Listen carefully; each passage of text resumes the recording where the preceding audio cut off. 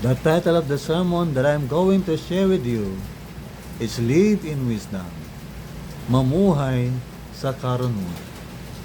The text of the Bible, Ephesians 5:15 and 16, Filipino. Kaya't mag-ingat kayo kung paano kayo namumuhay, hindi bilang mga mangmang, kundi bilang mga marurunong. Gamitin ninyong mabuti ang bawat pagkakataon. Sa English, ito naman ang ating mababasa. Look carefully then how you walk, not as unwise, but as wise, making the best use of the time. Ngayon, dumako na tayo sa introduction. Sa introduction, merong hook or attention getter. My attention getter is popular verse. In Proverbs 9:10 ay itong ating mababasa. The fear of the Lord is the beginning of wisdom. Ang pagkatakot sa Panginoon ay pasimula ng karunungan. Amen? Ang susunod dyan ay theme statement. Living in wisdom is pleasing to God, followed by question. How to live in wisdom? And next is transition. Today, I will be sharing 6 ways of living in wisdom as embodied by the word wisdom. So sa wisdom, merong W-I-S-D-O-M. Ako'y dadako na sa body of sermon. Point number 1, in W, we have walk with God. To live in wisdom, we have to walk with God. Tayo ay dapat na lumakad o mabuhay kasama ang Diyos.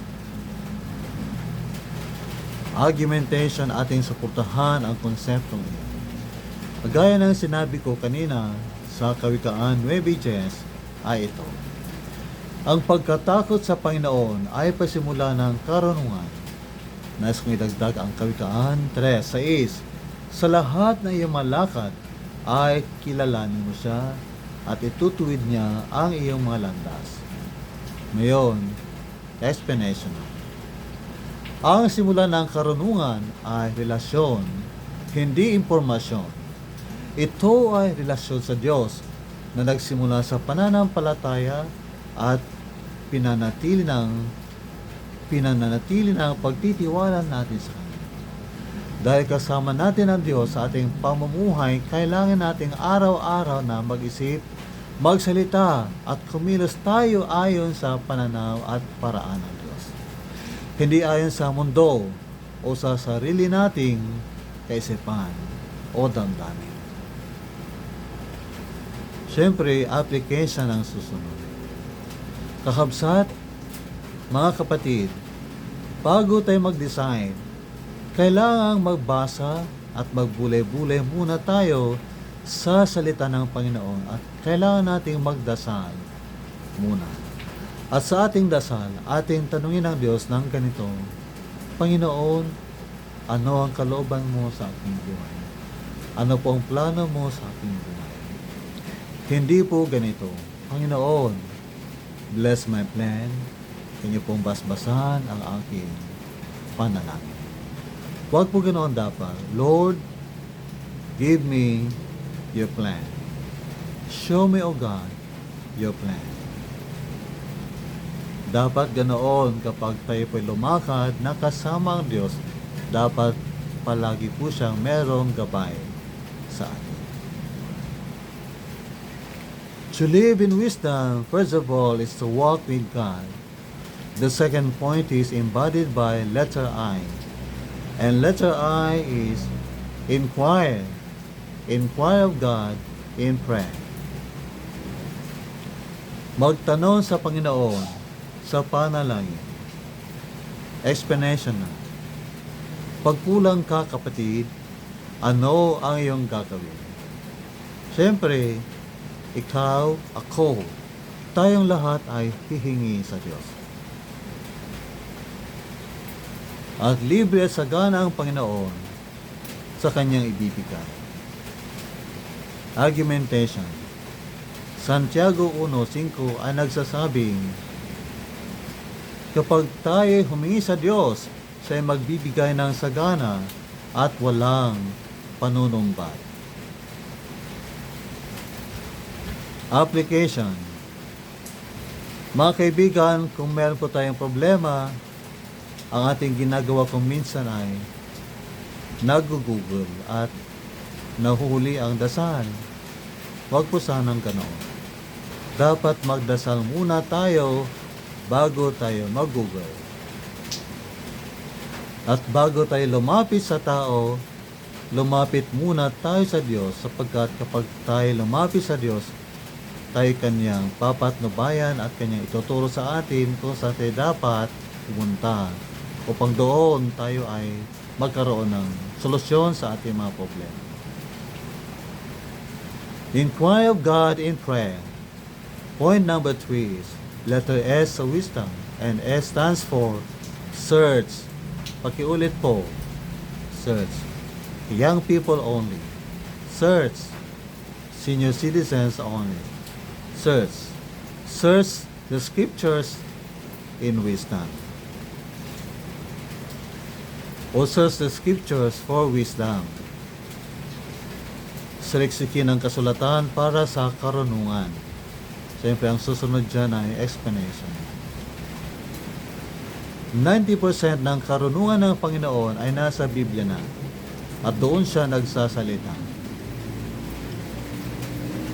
Ibinigay ng Panginoon ang kanyang salita upang maging tanglaw natin sa ating landas. Ang susunod dyan ay argumentation. Sa mga awit 119-105 ay ating mababasa, ang salita mo ay ilawan sa aking mga paa at liwanag sa aking landas. Amen. Illustration. Alam niyo po mga kaibigan, ito po ay aking naranasan. Sa tulong ng flashlight ng aking cellphone, ay nakikita na aking healthcare assistant nang nagtutulak ng aking wheelchair ang aming dinaraanan tuwing gabi na kapag ako po ay pumupunta po sa kapilya para sa prayer meeting as iba pang okasyon. At dahil dito, sa tulong po ng flashlight, aming naiwasan po ang panganib, ang disgrasya. Ano po ang application niyan? Mga kaibigan, maiiwasan din natin ang espiritual na kasiraan kung nasa puso natin ang salita ng Diyos bilang tanglaw natin. Hindi tayo maliligaw kung ang Bible, ang Biblia, ang salita ng Diyos, ang ating mapa, ang ating GPS. How to live in wisdom or how to walk wisely. So we nagkamali. How to live in wisdom or how to walk wisely. First of all, walk with God. Secondly, inquire of God in prayer. And thirdly, search the scriptures. Wisdom, W-I-S, and D. Ano kayang D? I thank God because D stands for depart, layuan, o lumayo. Lumayo saan? Lumayo mula sa masama. At do good, gawin ang mabuti. And that is supported by Psalm 34:14. Let me quote the verse. Depart from evil, do good, seek peace, and pursue it. Explanation now. My brothers and sisters, we can walk in wisdom or live in wisdom. We can live wisely by departing from evil and by doing good. Ngayon, illustration. Si Jose ay tao na buhay na may karunungan, sapagkat nung nasa Ehipto siya, nang lumapit ang tukso, ang masama sa kanya. Ano ang kanyang ginawa? siya ay nagsabi na hindi ng maraming beses. At sa huling beses, hindi na siya nagsabi na hindi, kundi siya ay tumakbo na. Siya ay lumayo na. Ang kanyang ginawa ay pagpapakita ng kanyang takot sa Diyos. At yan po ating mababasa po sa Genesis. Karagdagang illustration. Ano po ang sabi ng kanta? Utukso, layuan mo ako. Ako po'y hindi sang-ayon sa kantang iyon. Tayo po dapat ang lumayo mula sa tukso, sapagkat hindi lalayo ang tukso sa atin. Atin pong gayahin si Jose na lumayo mula sa tukso. Araw-araw po mayroong tukso kay saan tayo magpunta. May tukso sa tahanan, may tukso sa eskwelahan, may tukso sa lugar ng trabaho, mayroong tukso sa palengke, sa kalsada, sa bukid, saan man tayo magpunta, mayroong tukso. Kaya dapat mga kaibigan, atin pong layuan ang tukso. Atin pong ilayo ang ating sarili mula po sa tukso. Let's find exit from temptation, from sin. Let us depart from evil. Instead, let us do good, seek peace, and pursue. Ang susunod po ay letter O sa wisdom. And O represents obey God. To live in wisdom, to live wisely, we must obey God every day. Argumentation. Ano pong sabi ng Panginoong Hesus sa John 14:15? If you love me, keep my commandments. Obedience is the receipt of our love for God. Ang pagsunod natin sa Diyos ay ang resibo ng pag-ibig natin po sa Kanya. Dapat po may resibo ang ating pag-ibig sa Diyos. Resibo, katunayan ng pag-ibig po natin sa Diyos. Hangalang taong sumusuway po sa Diyos. Kaya dapat po tayo sumunod sa Diyos. Ating pong sundin ang Kanyang mautos. Sundin natin ang sinasabi ng Diyos sa ating konsyensya sa pamamagitan ng Holy Spirit. Sundin natin ang sinasabi ng Diyos sa Kanyang salita. Ating sundin ang sinasabi ng pastor, ng preacher, ng Bible teacher upang tayo po'y maging marunong sa buhay. Where God wants us to go, let us go. What God wants us to do, let us do. What God wants us to speak, let us speak. And when God tells us to move, let's move. Huwag nating unahan ang Diyos. Dapat po nating sundin ang oras po at panahon ng Diyos. Huwag po tayong mag-apura. Kaya mga kabataan, huwag kayong mag-apura. Huwag kayong mag-apurang mag-asawa. Gawin ito ganyan. Dapat hintayin ang oras o panahon ng Diyos. Obey God always. Obey God daily. Sundin ang kalooban ng Panginoon Diyos. And that covers every aspect of our lives. Yun ang explanation tsaka application. Point number 6 is represented by letter M in wisdom. And what does letter M stand for? M stands for meditate. Senior citizens, pakisabi po, meditate. Mga married lang, meditate. Young people only, meditate. Everybody, meditate. Meditate the Word of God and apply it daily. Pagnilayan at isabuhay ang salita ng Panginoon, araw-araw.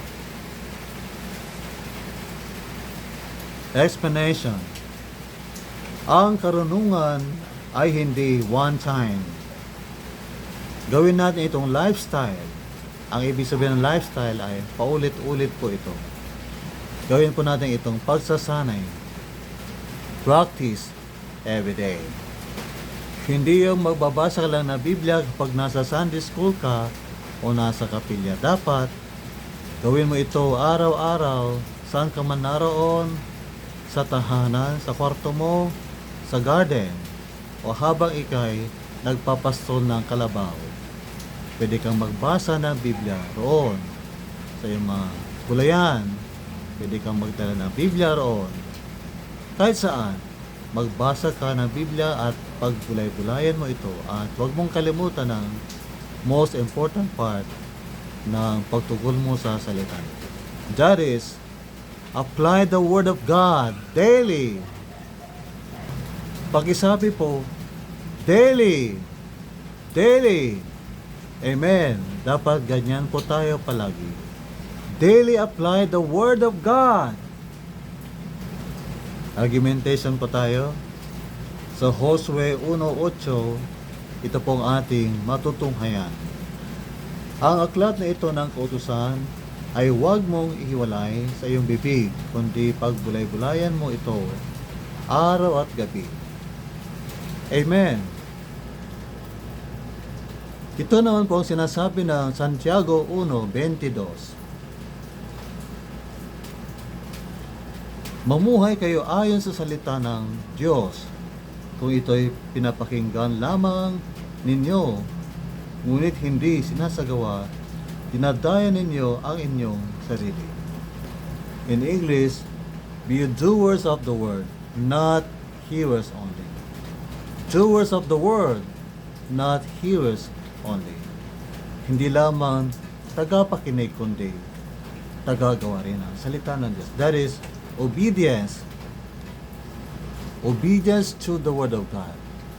Let's practice the Word of God daily in our conduct, in our speech, in everything we do. Let's obey God. Again, in everything we do, in everything we think, in everything we say. Let's obey God. Let's practice the Word of God. Let's apply the principle of God's Word daily. Conclusion na po. Ano kaya ang magandang method ng conclusion dito? Ang aking napili po ay recapitulation po. Atin pong ulitin ang mga main points. Mga kaibigan, kakabsat kang Kristo, agbyag tayo mga nainsiriban. Let's walk wisely. Let's live wisely each day. Huwag po tayo maging hangal. Let's walk with God. Let's walk with God. Let's inquire of God in prayer. Let's search the scriptures. Let's depart from evil and do good. Let's obey God every day. And let's meditate and apply the Word of God always. Thank you for watching this video today. Demonstration of topical preaching. May the Lord bless you all. Let us pray. Father in heaven, thank you for giving me strength and good health today. And thank you, Holy Spirit, for guiding my thoughts and for blessing my heart. Father, I pray for these students, online students. Bless them, Father, as they learn from the videos I posted. Thank you, Lord, and we trust you our plans, our cares, knowing that everything will be okay with your direction. Though we go through trials of life, with your grace, with your help, we shall overcome all these things. Any words, victors, or champions, and we are more than conquerors in Christ. Thank you, Father. Bless our family. Maraming salamat po. Sa pangalan ni Jesus. Amen.